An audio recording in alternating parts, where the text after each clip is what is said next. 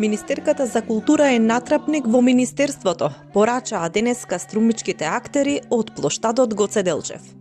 Облечени во театарска облека, наместо да го слават светскиот ден на театарот, актерите низ протестен перформанс ја прикажаа, како што велат, гротескноста на културата и институциите во државата.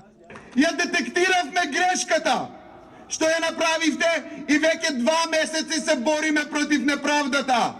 Ние сме навредени, понижени и деградирани. Министерката се стави во одбрана на партизација и корупција и не ги почитува ниту стратешките принципи на Министерството, ниту професионалните, ниту етичките начела. Затоа бараме итна и неотповиклива оставка на функцијата. Оставка!